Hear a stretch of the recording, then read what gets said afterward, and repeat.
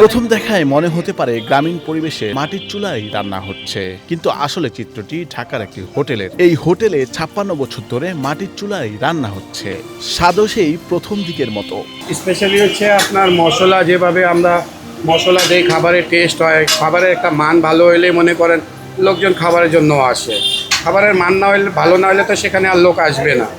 তা আমরা মনে করেন যে খাবারের মান ভালো দেই, আমাদের খাবারের টেস্ট আসে, দেখে লোকজন এখানে আলহামদুলিল্লাহ অনেক কাস্টমার আসে। মাটির চুলার সিক্রেট রেসিপি দুটোর সমন্বয়ে এখানকার খাবারের স্বাদকে করেছে অনন্য।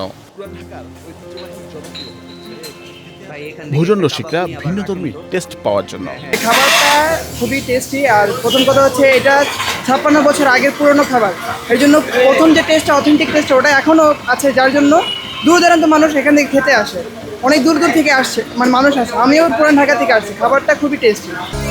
আমাদের নতুন ফ্ল্যাট, ওয়াও, নতুন সোফা, সোয়ান ফোম। 56 বছর ধরে মাটির চুলায় রান্না হচ্ছে ঢাকার মিরপুরে কাল্লু কাবাব হোটেলে। লাকড়ির চুলায় রান্না হওয়ার কারণে এই খাবারের স্বাদ অতুলনীয়। গ্যাসের রান্নার চেয়ে এই স্বাদের ভিন্নতা আসলেই পাওয়া যায়। আমার মনে হয় যে এখানে যে কাবাবটা, এটা তো দীর্ঘদিন ধরে এখানে আছে। রেসিপিটা মোটামুটি আমি বেশ কিছুদিন ধরে খাচ্ছি, ছোটোবেলা থেকে এখানে খাওয়া হয়, আসা হয়। আমার মনে হয় তারা তাদের যে ঐতিহ্যটা, সেই ঐতিহ্যটা ধরে রাখতে পেরেছে।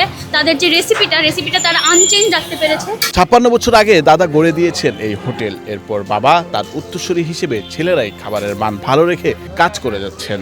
আমাদের দোকানের বয়স হয়েছে প্রায় 53 বছর। এটা মনে করেন আমার দাদা করেছেন, আমার বাবা করছেন, এখন আমরা করি।